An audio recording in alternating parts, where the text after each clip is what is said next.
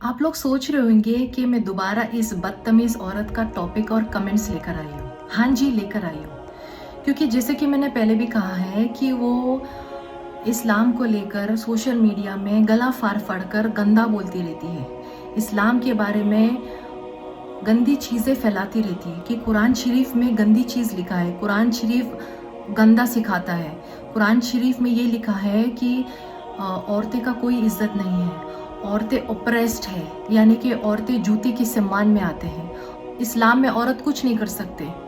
देखिए, दो टाइप के मुसलमान रहते हैं, एक जो पैदाइशी मुसलमान लेकिन वो मुसलमान होते नहीं है, और दूसरा मुसलमान। तो नाज़िया इलाही खान पैदाइशी मुसलमान तो है, लेकिन उसको इस्लाम के बारे में किसी ने कुछ भी नहीं सिखाया, उसको इस्लाम के बारे में किसी ने भी इल्म नहीं दी है। इमाम साहब ने मुझे पश्चिम बंगाल में ईद की नमाज पढ़ने नहीं दिया, मेरी ईद उन्होंने खराब की। तो मैंने देखा कि मंदिर का दरवाजा मेरे लिए खुला है और पूरे सम्मान के साथ खुला है, तो मैंने Navratri.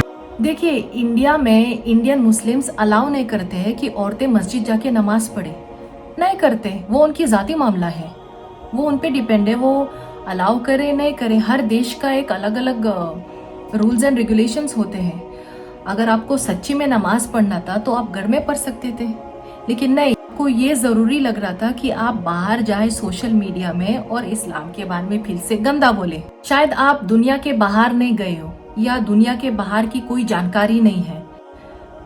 Qatar, Oman, Kuwait, Malaysia, Dubai जैसी जगहों में मुसलमान औरत मस्जिद जाके नमाज पढ़ सकती है, नमाज पढ़ती है।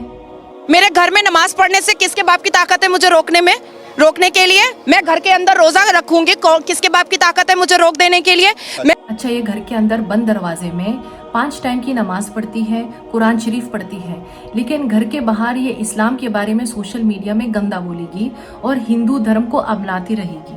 तो एक्चुअल में इसका मोटिव क्या है? ये हिंदू है या मुस्लिम है, क्या है?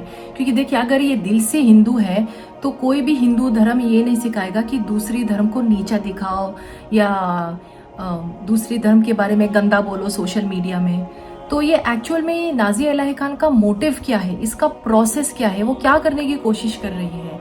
वो इस्लाम को एक गंदा सीढ़ी बना के रखी है मोदी के नजर में पहुंचने के लिए, मोदी के नजर में आने के लिए। बताया है तो आपको भी पता होगा कि प्रॉफिट सही अल बुखारी के हिसाब से प्रॉफिट मोहम्मद सल्लल्लाहु अलैहि वसल्लम क्या कह रहे हैं कि ऊंट का दूध और ऊंट का मूत दोनों हम पी सकते हैं और वो पाक भी है।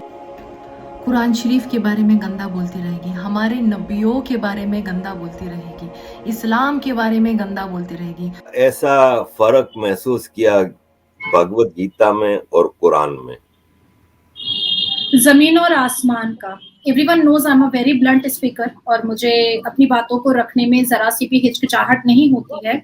और मुझे ऐसा लगता है कि बीइंग अ मुस्लिम, एक मुसलमान होने के नाते जो भी सवाल मेरे मन में आ रहे थे उस वक्त, उसका जवाब हमारे इस्लाम के ठेकेदारों को देना चाहिए था। ये वो लोगों में से है जो हिंदू मुस्लिम करते हैं, ये वो लोगों में से है जो हमारे हिंदू भाई बहन के दिल और दिमाग में इस्लाम के बारे में नफरतें पैदा कराना और जहर घोलना, ताकि पब्लिक हिंदू मुस्लिम करते रहे, झगड़ा करते रहे। हमारे इस्लाम में बहुत अजीब निजाम है कुदरत का। मुस्लिम लड़की हंस दे तो इस्लाम खतरे में आ जाता है, मुसलमान लड़का बलात्कार कर दे तो इस्लाम के नाम पर जिहाद किया है। बड़ा नाजुक बनाया है अवेसी और तौकीर जैसे मुसलमानों ने हमारे इस्लाम को। देखो, बुराई तो हर धर्म में है। मैं ये नहीं बोल रही हूँ कि सिर्फ हिंदू में बुराई है या क्रिश्चियन में बुराई है या सिख में बुराई है। बुराई हर जगह है, मुसलमानों में भी बुराई है, हिंदुओं में भी बुराई है, दूसरी धर्मों में भी बुराई है, ठीक है। अभी ये बोल रही है कि इस्लाम में 16-16, 15-15 साल की लड़कियों की शादी कराते हैं।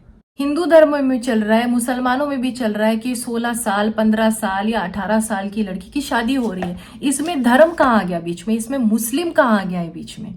इससे पता चलता है कि उसके अंदर कितनी नफरत है इस्लाम को लेकर। कितने भी तर्जुमा पढ़ लो आप, कितना भी कुरान शरीफ का मतलब निकालो, आपको वो गंदा ही लगेगा, क्योंकि उसको कुरान शरीफ को समझने के लिए, उसकी इल्म हासिल करने के लिए ईमान चाहिए।